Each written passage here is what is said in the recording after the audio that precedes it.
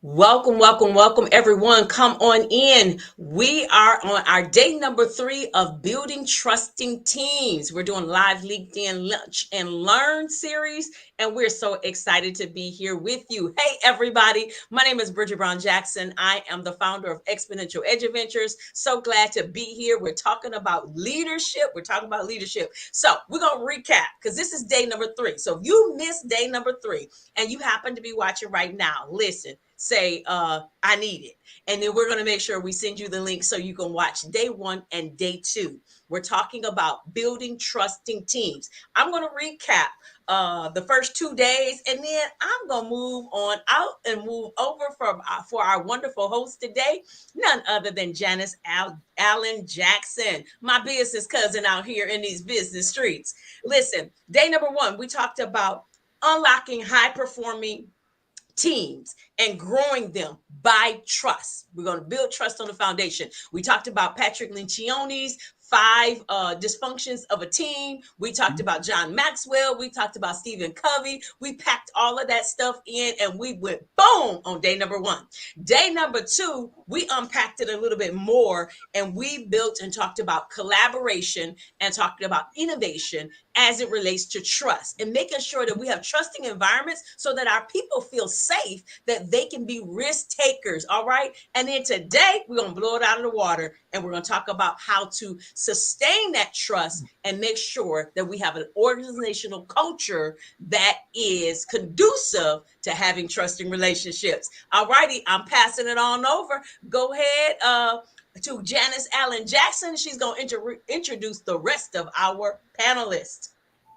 Thank you so much, Bridget. This has been a fantastic series, as you've indicated, with everything that you shared already. And I definitely encourage anybody who missed the first 2 sessions to go back and see those. Each one is just an hour long and it's packed with knowledge, information, and things for you to think about on your own leadership journeys.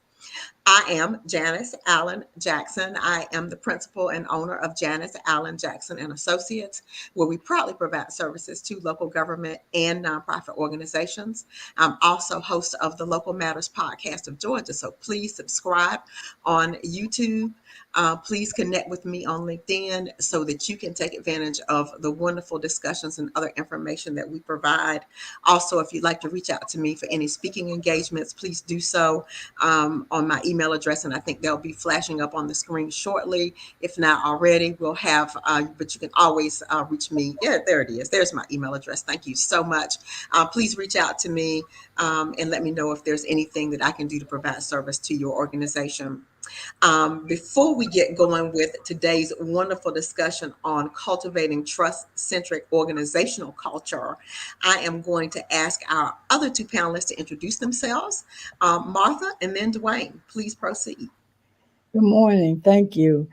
I'm so excited to be here this morning. I am Martha Davidson, the founder of Empowering Minds Now, where I am your success strategist, and I help women who have an aspiration to become leaders find their niche in their inner strengths and be able to lead incomparable. And I have been so delighted to be able to share my knowledge here. But if you'd like to know more about me, about the leadership programs that I support, and help you grow your leadership, then you can contact me at empoweringmindsnow.com. Thank you.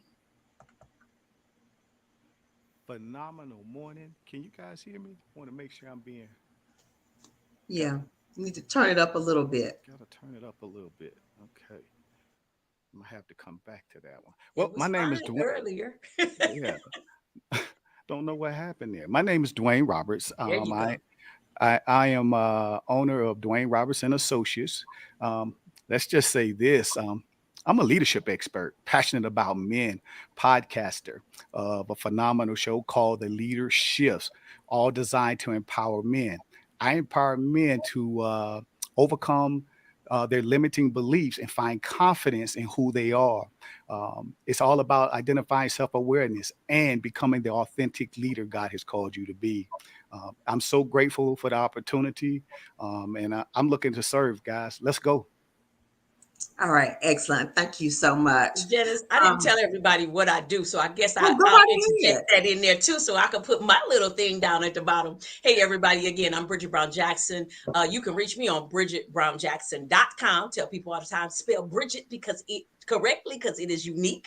But organizations pay me to help them to stop turning over staff. So I help them with staff development, staff retention, as well as productivity. All right, Janice. All right, thank you so much. For the next 10, 12 minutes or so, we're going to talk some about trust, employee engagement, as we discuss the whole idea of building out a culture.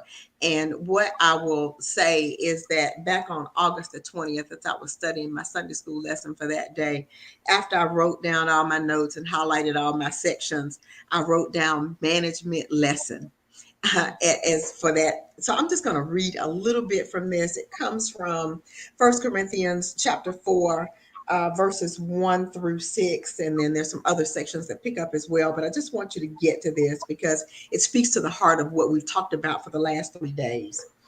It says, "This then is how you ought to regard us, as servants of Christ and as those entrusted with the mysteries God has revealed. Now it is required that those who have been given a trust must prove faithful. I care very little if I am judged by you or by any human court. Indeed, I do not even judge myself. My conscience is clear, but that does not make me innocent. It is the Lord who judges me." So, the Apostle Paul, we know he struggled in various roles. He was given the toughest assignment ever, but he just kept right on plugging away because of his faith, because of his direct communication with those that he served, him writing all those letters, him selecting people like Timothy to come behind him. There are a lot of leadership lessons that we can learn about how tough it is to lead. One of the things that he emphasized in this lesson was the fact that he saw leadership as a lowly role, whereas the um, um, the Corinthians were looking for somebody who was bold and arrogant like themselves. So there was a conflict there with them beginning to judge him and him having to defend himself and his leadership style. So let's just use that to sort of set the table for the rest of our discussion today. As Bridget mentioned, we brought in Lencioni and Covey and Maxwell. So we're going to mix all that with the Apostle Paul to talk about how we're going to approach organizational culture and building trust today. Also, you'll see in the notes, we really want you all to add questions because we want to be here to discuss what's important to you and the things that you want to know about. So don't hesitate. If you have a question or comment, please leave it in the chat. First, let us talk about, again, the idea of satisfaction, employee engagement. We see that in high trust organizations, they report 50% higher productivity. Studies have shown that. So, if you all could, let's just talk about trust in light of employee engagement and employee retention. Any lessons that you all have learned that you'd like to share with our listeners today? I Certainly, love to talk. I was going to yield the floor first. Go ahead, Martha. uh, yes, I was just going to say that autonomy is key because it also represents trust. Trust is two ways, right? You as the leader and you as working with individuals to believe in themselves so that they can be able to provide whatever it is that your organization is working on. They can have that level of autonomy, have that level of creativity, and be able to feel that they were appreciated in whatever it is that needed to be done. And most organizations, we look at retention, it's basically around underrepresentation. It's about not being trusted. It's about not being able to be seen for what they are contributing to an organization. So trust is key because that's what fuels the motivation, that's what fuels productivity. And so for me, I've learned that I need to engage at a level where individuals feel trusted, feel like they belong, so that they can provide the productivity, the innovation that's needed in the organization to thrive. Thanks. I love it, Martha. I was going to say that too. That's the foundation of everything. And I was telling you a story on yesterday that actually fits into this. One of my organizations that I was leading, when I came in, the previous leadership had put so much fear in the team that the team was not performing. Mhm. But they were being blamed for not performing. But once I got there, I could understand why they weren't performing.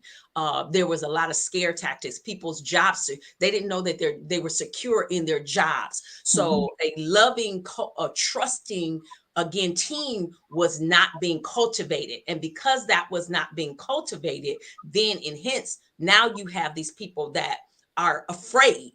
Not only are they afraid, they're not being productive.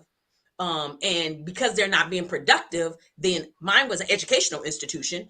Because of that, then now we're not getting the results. Now our stakeholders are looking, funny eyed, as the kids say now, side eyed. They're looking side eyed at them because again they're not getting this productivity. But Mhm. once I came in and was able to build it, because all of my organizations that I was able to come into, they had some type of issue that they needed to do a quick turnaround. We were Mhm. able to do a quick turnaround. We were able to get the productivity moving, and literally in a matter of less than 9 months, we had done what some schools were not able to do in years. But it all went down to trust. But I had to come in and build that, and I had to build it pretty fast. And thank God, again, Martha, I think you were saying it earlier, or Janice, I don't know, one of you all was talking about just your personality style, understanding your leadership style.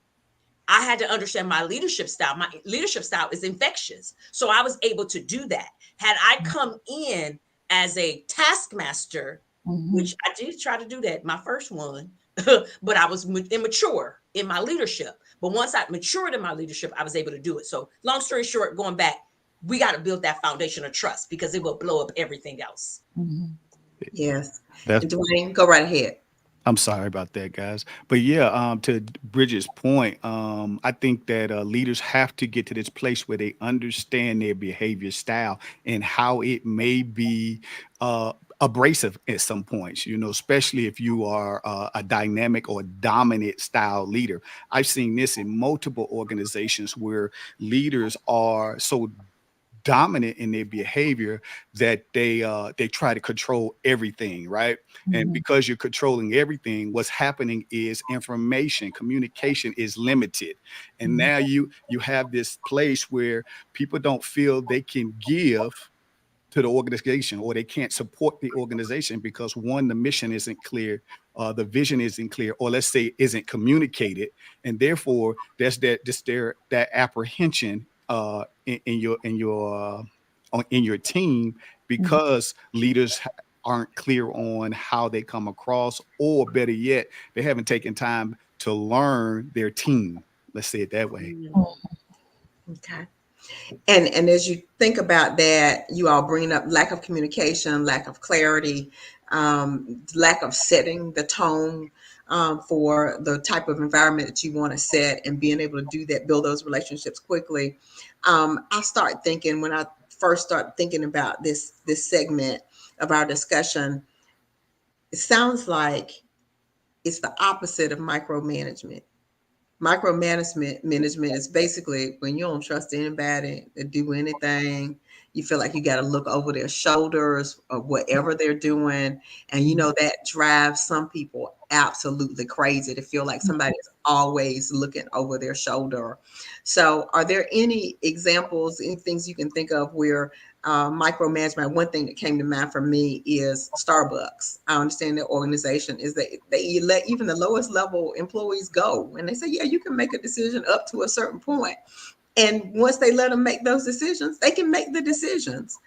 On the opposite, there is that notion of not letting folks decide anything and dictating the not just what gets done, but the way they do it. So Anybody have any experience you want to speak to in regard to that inability to turn folks loose or the need to turn folks loose? I like this, Janice, because I see this in. I'm just thinking of one organization that comes to mind, where the leader uh, is open to enable others, right? But then he restricts it. He restricts their mobility, their ability to be creative. You know, he limits that.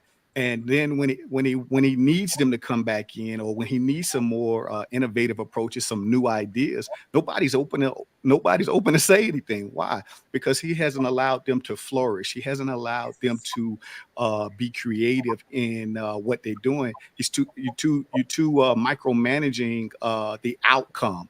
And I think you get a better outcomes, particularly when the leader learns from the mistake. You know, I mean, what learning is about making mistakes. It's not about getting it right. You know, and I think sometimes the organization is so fixed on the bottom line, on Mhm. productivity and getting results, that they're not willing or to allow emerging leaders, enabling them to be creative and use their leadership skills to be more productive and get better results. Exactly. I had a department director that actually reported to me that said, "Yeah, I give my people autonomy because most of the time, if they make a mistake, I can fix it later. Just let them go." And that I actually looked at some leadership principles from John Maxwell, and one of the things he says is embrace failure and learn from it, just like you said, Dwayne. Just Mhm. if you fail, okay, you fix it and you do better the next time. To keep that organization in a position where you do have a culture where it's okay to take a few risks, it's okay to fail, but everybody just knows you got to be held accountable for fixing Yeah, yeah, it. and Okay, that's a piece. I was go gonna say, ahead. oh, go ahead, Martha. Where you gonna go? I was just going to say, I agree with everything that's been said, but one thing that I think we also should remember when Stephen Covey says, seek to understand. Sometimes we are so busy being in that leadership role, we have to realize people are different levels, different perspectives. So you have to understand who you're leading, and not everybody gets led the same way. And so we have to be conscious of how do we set the stage for them to be productive?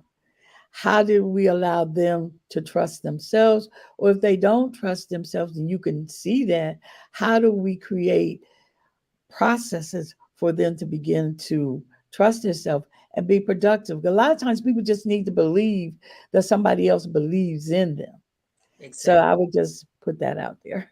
Exactly. I was gonna say that that's a good thing. We talked about that yesterday. So it's like we've scaffold from day one to day two to day three. This is the icing on the cake. Like literally, if we want to sustain the trust, then we have to make sure it's a culture built on it, which then goes back to what all of you have already said.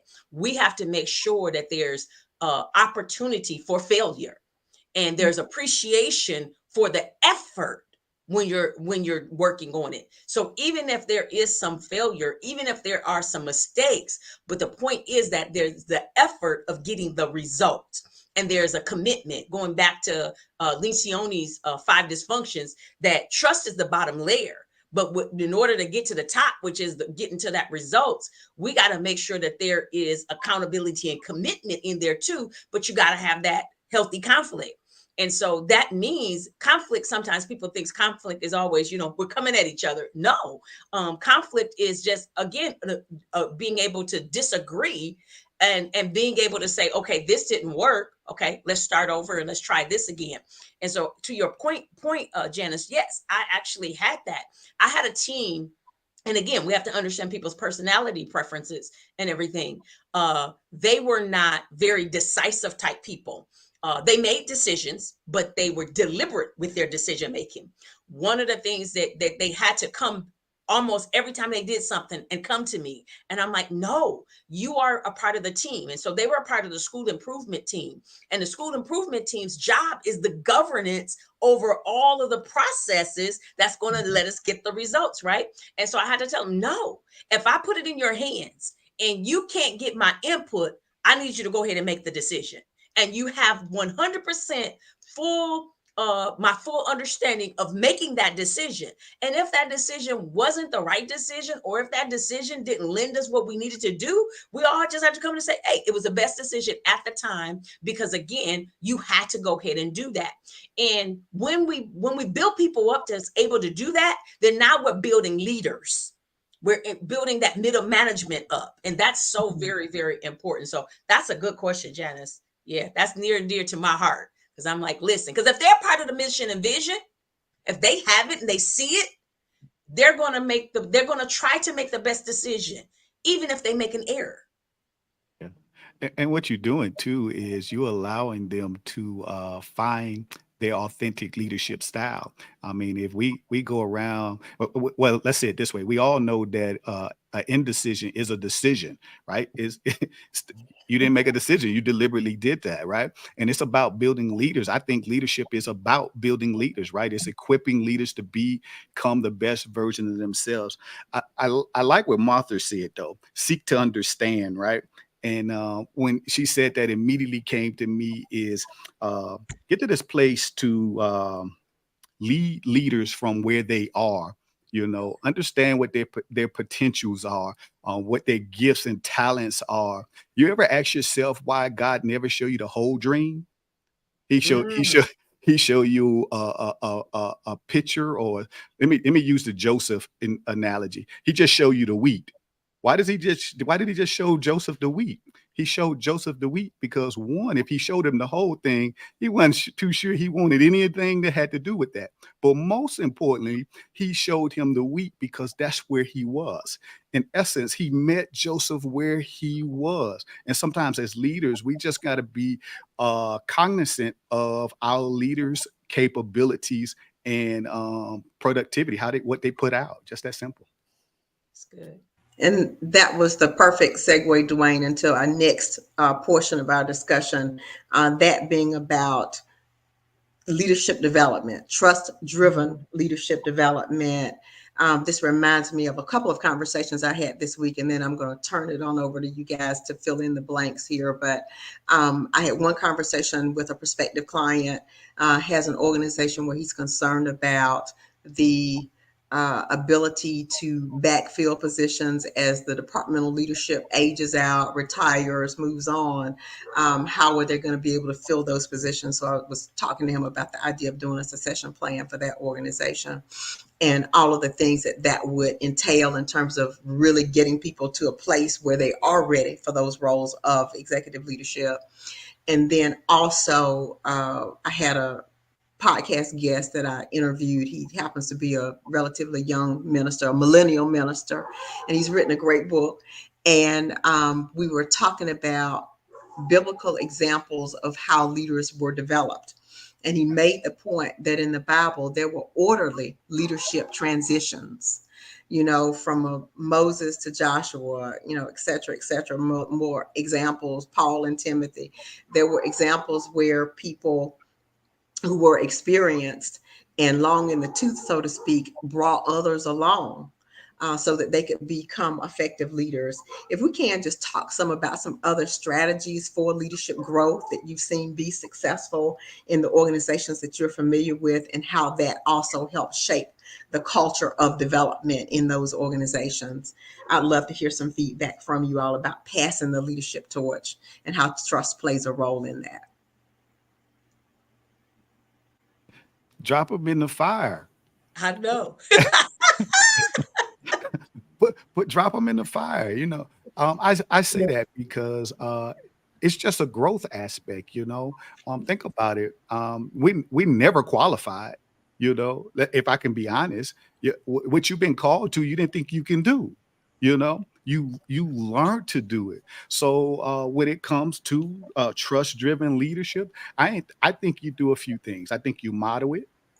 I think you inspire it. I think you challenge it, and then you encourage it, and then you release them. That's what I mean by drop them in the fire. Release them to go do what you and that you believe that they can make happen for your organization. That's simple. Yeah. Excellent. Yeah. I I'm gonna think tell my client to drop his people in the fire too. I grew up in a generation where leadership was taskmaster. And so I knew that I had a calling that I wanted to be a leader. So what did I have to do? I had to drop myself in the fire. I had to take risks. Those risks led to me developing leadership skills. So we have to be comfortable with being uncomfortable, right? As leaders. And my take on that is a lot of times, especially women, they don't get the opportunity, but then they don't take the opportunity. I was speaking to someone and I said, if you look back over your leadership, what would you do differently? And she brought a point up to me is that men will be like, have five of the points that you need for leadership or for the role they apply for. Women have to have all 10. Because, right? And so that she says, so I missed so many opportunities trying to get to the 10 instead of just going forward with the 5. So to that point, what I'm trying to say is sometimes we may not have that leadership guidance, but we also have to be aware that we can make our own decisions to become leaders. Okay. I would add to that. I'm gonna go back to our conversation that we had yesterday, and actually, I'm posting. I'm putting it. I just wrote a comment to put it on the screen. Listen, it's gonna come back to teaching and making sure that there is strong emotional intelligence in you as the top leader, all of your middle management, everybody throughout the organization, but especially with the leaders, because number one, there has to be a lot of stuff going on: self-awareness, self-regulation, empathy. We spent a time with understanding that, but the social skills and the motivation is really important.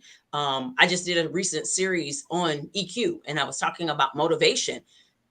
There has to be that motivation. People have to have an intrinsic motivation and it's extrinsic motivation in order to come in every day and perform. Because when that intrinsic is not there, life might be life at people. So you got to have, again, that extrinsic motivation for them. For instance, I had a leader. I pulled her out of the classroom. Actually, she was a kindergarten teacher, and they told me I could do whatever I wanted when I got into this school.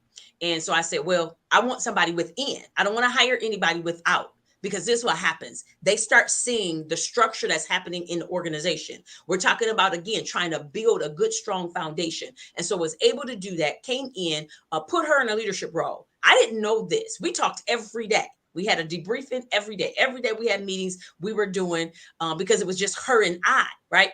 And so I she shared with me later that whole year she cried. She went home and she cried. Well, long story short, you just said it, Janice. I was one to pass the baton.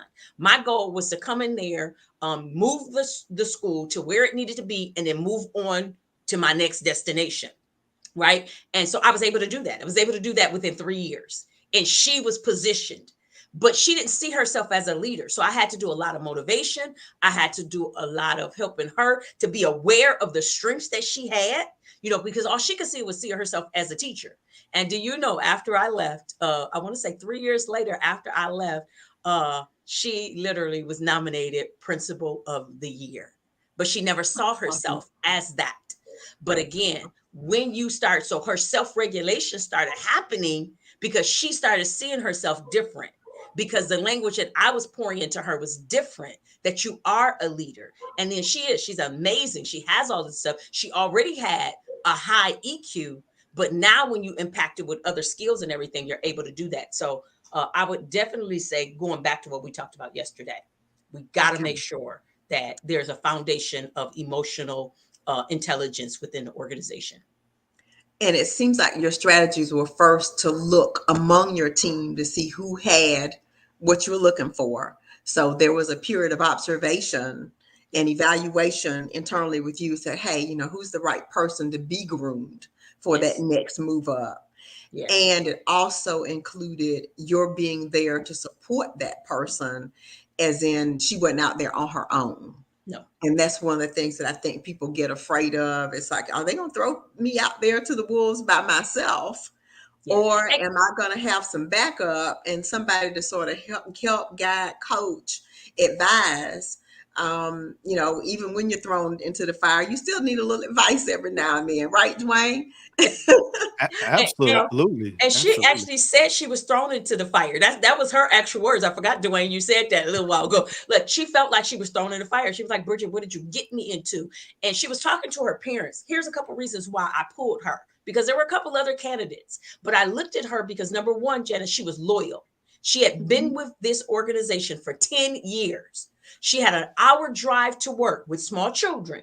We live in Michigan, so we have Michigan weather. If we had a storm, it would take her 2 hours to get to work. She came faithfully without missing days unless her children were sick. She never missed a day on her own, only if something happened with her children. So she had that piece. And so that's the piece of understanding, like looking at those soft skills as well as the hard skills. I wouldn't look at it. She didn't have any leadership background, but she came, her parents were entrepreneurs and they had built a small business into a major thing. So I knew that she had the wherewithal to be able to do it. And so all she had to do was be poured into.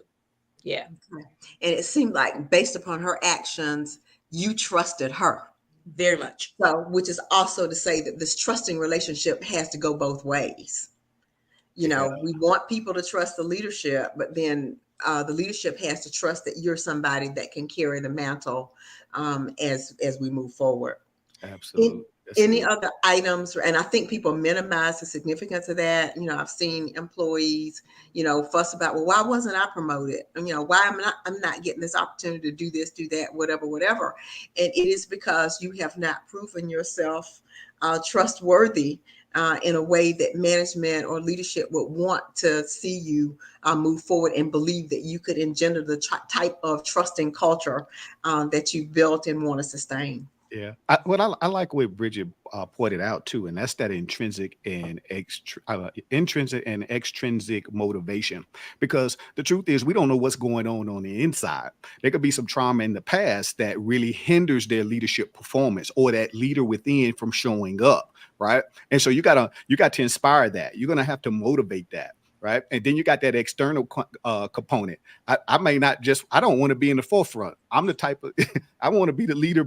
I'll lead from behind. Right. I teach this to my men, right, when we coaching. And that is, I might be the king of my castle, but as the king, I understand my position. I understand my position. And if you know anything about kingship, the king don't do anything. He just tell everybody what to do, right? But it's the queen who's running and orchestrating the lifestyle for. And I'm coming from a family perspective. I'm sorry for this one, but I'm coming from a family perspective. Is orchestrating everything within the family dynamics, right? And as the leader of your home, you have to understand that leadership isn't about position. It's about understanding who you are as a leader. So tapping into that intrinsic piece, understanding who I am from inside, and allowing that leadership to blossom or explode from the outside. Because now I'm leading more by example. I love the fact that Bridget took the time to mold and find out what did this leader need to become the best version of herself, or become or identify uh, this authentic leadership style that she already had within. I think that's powerful, man, for leaders to be aware and use that skill set to equip their leaders moving forward. Yeah. And it is truly, it's so rewarding when we see somebody that we tapped. We saw some potential in that person that the person might not have seen, that nobody else might have seen. And then you see that person flourish. So I've had that come to fruition for me a couple of times, and I feel real good when it does. We're going to shift gears a little bit and move on to the topic of crisis management.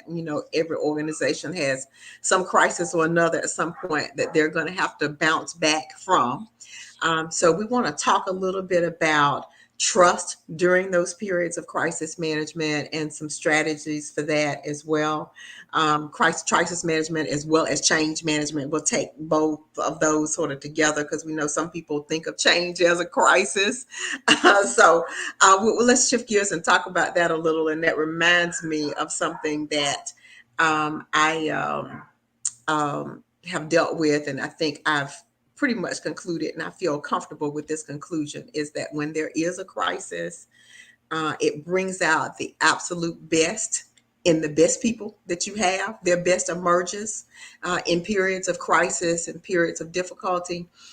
And we also see that there's some people on your team who are going to shrink back when times get tough. My mother used to operate by the old adage, when the going gets tough, the tough get going.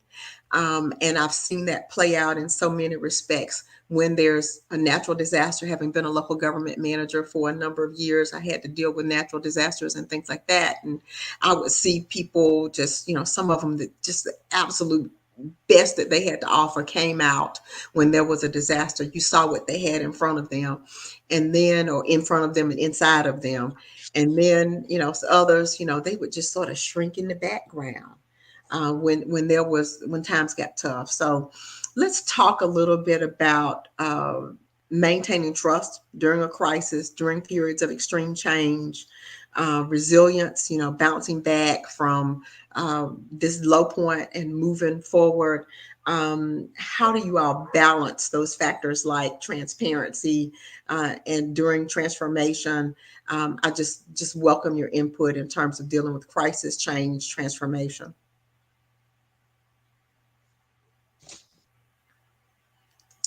I'm trying to wait because I love to talk. Let my colleagues go first, but I'll go. I'll go if you all are Yeah, go waiting. right ahead, Bridget. This crises, I love it because when you said that, it goes back to our conversation we had over the past 2 days. And yesterday we really unpacked it. We're talking about that psychological safety. Mhm. Is the psychological safety there that Mhm. people can endure when crisis happens? Because when crisis happens, we know that our cortisol is going to kick in and we're going to have that fight or flight automatic. So God has blessed us with all of this wonderful. We are fearfully and wonderfully made. And so because of that, though, we have to deal with that. When crisis comes up, you have to think about, again, going back to what Dwayne just said. Are people going back to their traumatized self when they're dealing with crisis? Are they emotionally intelligent to be able to forge ahead with it? Or, are they going to go into that fight or flight stance? Or are they able to handle it from a different viewpoint? And so, just one of the things, again, my company is a training and development, and I love training and development. I think sometimes people look at other things and they don't look at the training part first. We wait until a crisis happens, but it's like train before the crisis happens, because when the crisis happens, people can start going any and everywhere. But if we are spending time dealing with people when they're in before it, so they can get ready and prepared, as you just said, Janice, we have to do that. Case in point, we just had a major storm here in Michigan, in the Detroit metro area. We had a tornado, a couple of them touched down. We haven't had that in a long time. Somebody was killed driving down the freeway. The airport flooded. And I was just talking to somebody that I said, now, why aren't we prepared for this? Because we know this happens. So that doesn't have to do with the topic. It has to do with, we know that crises are going to happen. So if we know that crises are going to happen, how do we as the organization prepare for that and make sure that that's there? So do we build on that foundation of trust? Because if you have a trusting foundation, you'll have people, you have leaders, you have everybody within the organization ready to forge into the solution so that they can have it. But they got to have that psychological safety. Again, we talked about Maslow yesterday. Got to go back to that. Is that there so that they have the self-esteem, so they have the boldness, so that they can be self-actualized in who they're showing up at in that organization every day? Excellent. And there's something I thought about as you were talking. The positive aspect of a crisis is that it is easy at that point for everybody to realize that the organization has a problem and we all need to pull together to solve it. as you Yes. were talking about building solutions. That is the one upside of a crisis, as bad as it can be. The upside is you don't have to worry about people confronting reality. You know, I jumped on that day one and day two. You don't have to worry about folks confronting reality because they know that there's a problem when there's a major crisis. Anything, Dwayne, Martha, is there anything else you want to share in regard to the trust, transparency, and change, successfully managing change, even in the face of a crisis? I think, Dwayne, you want to go? I was going to talk about resilience, Mm. resilience, and how we set the example when it comes to resilience, and we must be able to communicate. We must be able to give them a level of certainty and be able to present that situation as life happening and how we respond with the positive perspective versus the negative, because it's always a learning process, whatever setback we experience. So I think that key to everything is that resilience and being leaders that can help individuals overcome, because we know that change is resistance. Mm. And so if we're able to understand that resistance is just innate, because that's the way the mind works, because you're bringing in something different. So having that resilience as your cornerstone as part of your trust factor, that helps manage the any kind of unexpected issues that come up. I think we saw that a lot with COVID, right? Just having to work in different environments and manage our children at home, being the teacher, managing our work environment. And all of that required us to have leaders who could help us manage through those situations.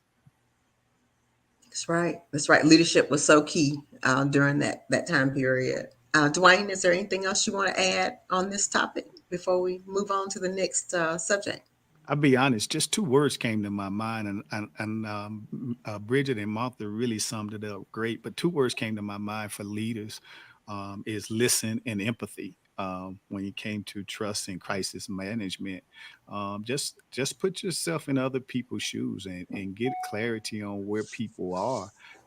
And when it comes to trying to have a solution, sometimes the best solution is just being there and coming together as bringing the team together. And I think somebody said that collaborating to solve the problem together. Don't try to be the Mr. Fix It, as a leader. Right. And I know that's been a handicap, a crutch for me, because by my innate person I am, I want to fix everything, right? And I ain't no good with a hammer. So I can be slugging at some things and making more putting more damage in effect versus serving people by just listening and showing empathy. Okay. Excellent. Excellent. Y'all, thank you. This has been great discussion. We still can take a few comments. If anybody has any of our listeners have anything to say, we certainly can. Churchill, don't let a good crisis go to waste. That That's is, right, because that is the time when people really do pull together and yeah. collaborate. Yeah, yeah. When you Yeah. just said that, you said that, and Dwayne said that. That made me think of that. He said he got two words. That is one of my favorite quotes. I'm like, don't let a Mhm. good crisis go to waste. I lost my dad last year, and when my dad passed, I'm very outgoing, as y'all can see, Mhm. and I kind of pulled within. I'm daddy's girl. My dad was my everything, and it was a hard time. And it was like, no, Bridget, you can't let this. This is a crisis to my life right now, but I can't let it go to waste. And so I say that in everything. I tell organizations that. I tell business leaders that. I tell the young people that when I'm talking to students, like literally, don't ever let the crisis go to waste. It's going to sharpen you and just only going to make you better. So what you said, Janice, if organizations are going through that, that's when you really get to shine, because you're going to come together. You're either going to fall apart or you're going to truly come together. And a lot of times other solutions come out of it. Mhm. that are amazing, that the organization now can hang its hat on and say, wow, look at that. Yeah. Yeah, we did it. You Yeah. have that sense of teamwork. We did it, and you realize what you're capable of. Things that you never dreamed you'd have to confront. You realize, hey, I didn't know I'd ever be in this situation, but we jumped that obstacle and we did good. So it's just really, it can create a time for celebration as long as everybody truly does pull together for the good of whoever it is that you're supposed to be serving. We've just got about 15 minutes left in today's session. Rich discussion as always.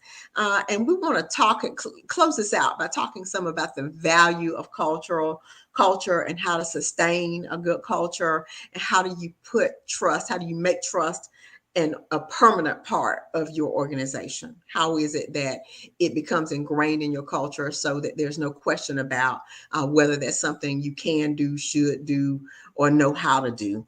And as we talk about that, that reminds me of something I heard yesterday. I'm a big sports fan, and I heard yesterday that our favorite football coach, college football coach Deion Sanders, said he thinks culture is overrated. Mm. Uh, he said, do you really need culture, or do you really just need some good players? So, and I know his context is a little different because he knows he's only going to keep these guys for a certain length of time anyway. A college football player is only going to be there max 4 years. Now, some of them come out a little early. They may only be there for 3 years.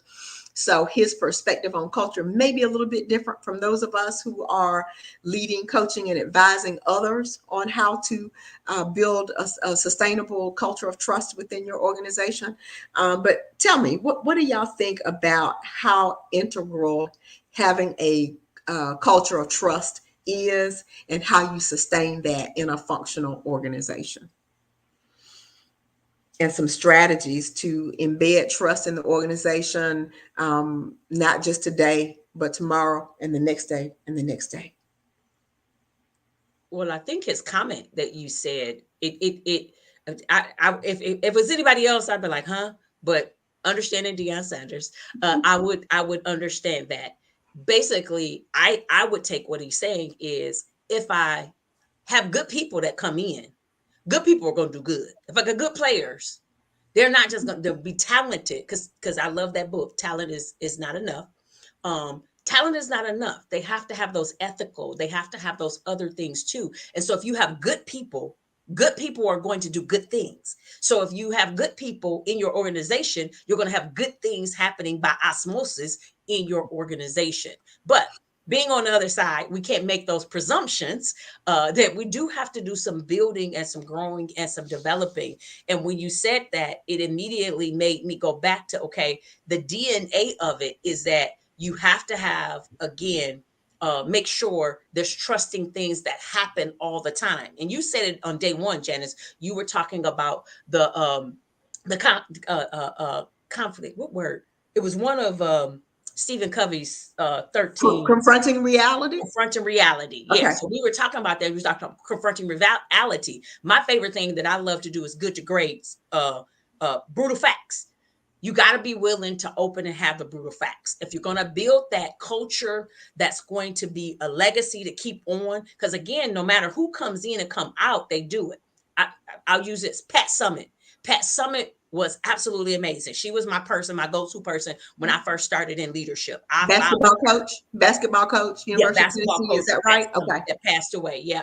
Uh, One of the things that happened with the Tennessee Vols, if they came in there, and she had some girls that they came and they had attitudes and they had chips on their shoulder and pride and all of that stuff. We're going to get you together. When you come in here, this is how you come in here. And so when you have that type of culture built, even with new people leaving and going, because again, if the organization is going to sustain people moving, coming in and coming out, the structure of the organization has to be right. So if you build that trust, but you build it on culture that, again, everybody is able to do it. So going back to Lencioni's as I close, trust, that conflict, everybody holding each other accountable, being committed to the mission and the goal so that you can execute on the results. Okay. And I'll go back to what I said at the very outset of the discussion about the Apostle Paul as I was reading from First Corinthians. He was putting in place a culture at the church in Corinth. I Yes. mean, he was letting them know there's no place for this arrogance. There's no place for division. There's no place for pride here. You know, we're all here in service of the kingdom. So you have to put some of those things aside. That was how he led and how he encouraged them to view themselves, because that was the only way that they were going to serve the mission that God sent him and them there for in terms of building the church at Corinth. So, as we talk about this, continue to talk about it, any ideas about overcoming challenges to maintaining trust? Have y'all been in situations where you've seen maybe the trust level was high at one point, took a dip, and then the organization had to rebuild that?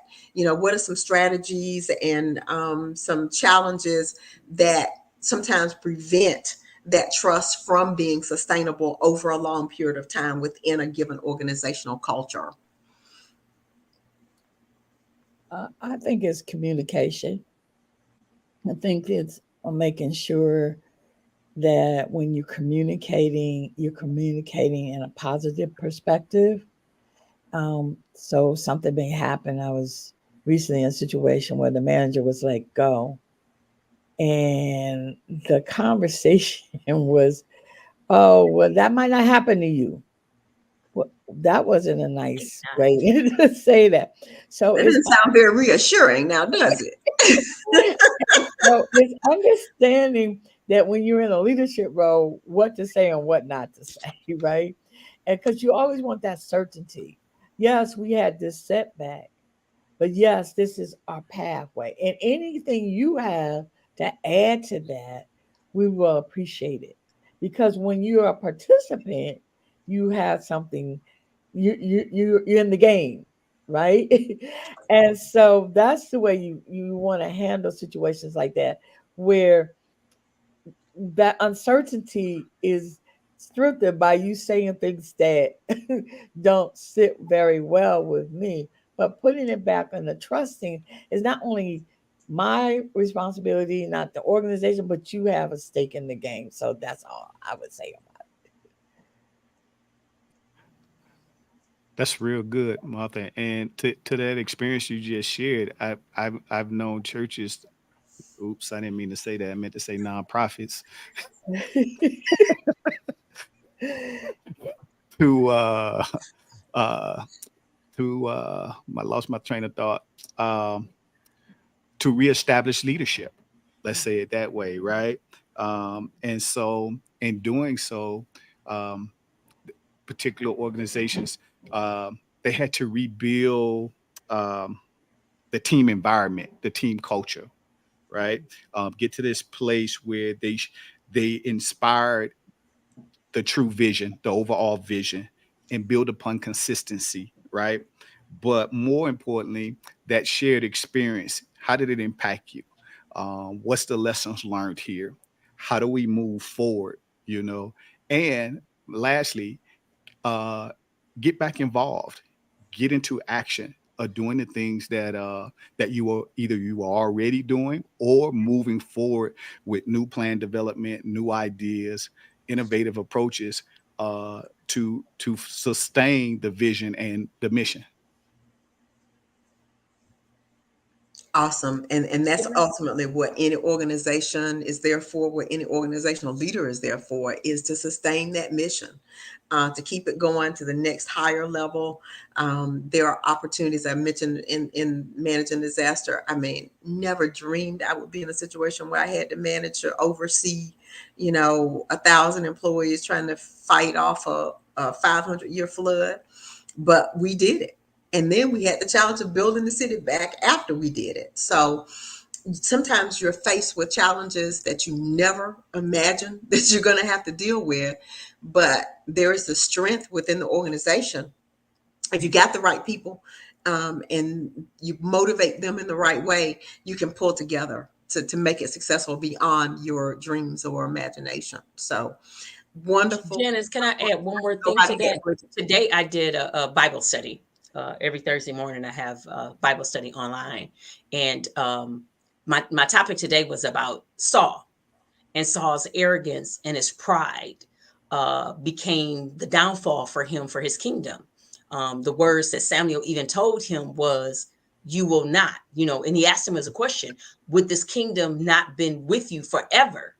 Had you not done X, Y, Z?" And one of the things that he did was they were in battle, and he got angry, and he started sending pieces, of the oxen, yoke and stuff to all these different parts of the territory till the people were fearful, and the people were like, "Okay, we're going."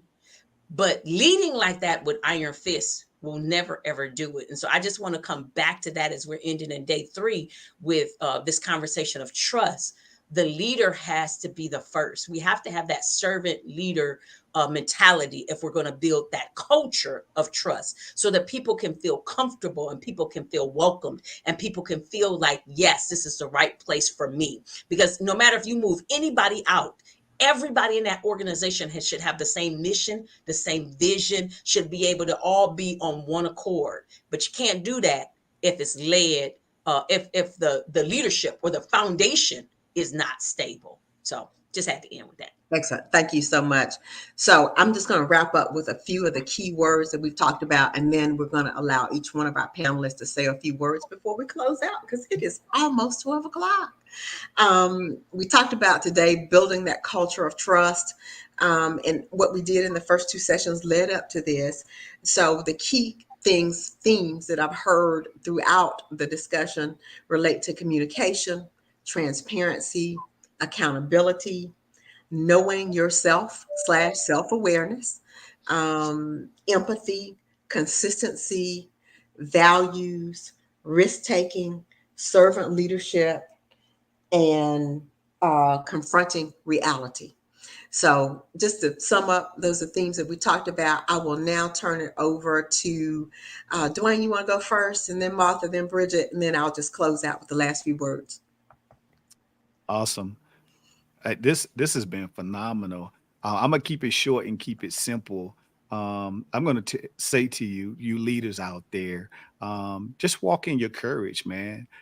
Identify who you desire to be and walk in your true, authentic self as a leader. I got it. We may not do it right all the time, but that's a practice of mine, to be authentically who I am as a leader, and that's what I encourage leaders to do. Thank you, guys. Thank you. So I would just like to leave these words around empathy and compassion. As leaders, we have the responsibility to be able to understand who we are serving and how we can serve them best.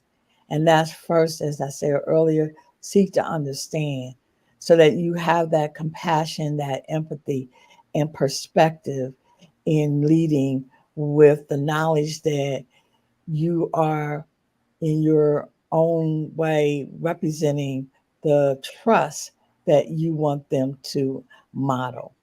So thank you. It's been just so enlightening this past 3 days. Thank you. Thank you so much for your contributions. Bridget, the woman that pulled us all together for this. First, I want to Well, give you a hand for doing that. Thank you Yeah, so much. thank you. we thank everybody for being here. It has really been great. Again, this conversation about trust is near and dear to my heart. And so I would just say to everybody, whether you're a leader or you're on a team, you still, even on the team, people don't realize how much influence you have when you're not on the team. One of the things that I love that John Maxwell talks about is that the leader is not the person with the name tag. The leader is the person with the influence. And so making sure that whatever position you are at in the organization, that you are building that foundation of trust, because trust is going to help everything else run smoothly. When we look at organizations that are amazing organizations, I guarantee you we can go in and look at the trust level and make sure that they know that that is embedded. So thank you all, everybody, for this opportunity. Yes, Bridget Brown Jackson. Name your company. Just say it correctly. I may not get it right. Go ahead. BridgetBrownJackson.com. My name of my company is Exponential Edge Adventures. All right. Thank you so much. Audience, it has been wonderful being with you today and moderating this discussion with these wonderful, experienced leaders. I am Janice Allen Jackson of Janice Allen Jackson and Associates. You see my web address up on the screen. Myself, as well as any of us here, are available for consulting engagements and speaking engagements because we want to really help you and your organizations become more productive. So thank you so much for allowing us the opportunity, and look for future series. We are planning 5 other segments that will also be Tuesday, Wednesday, Thursday. So every 2 weeks, we'll be back to you with something else. Maybe not all of us will be here, but some of us will be here every 2 weeks through about mid-November. Stay with us. Thank you so much. Bye, everybody.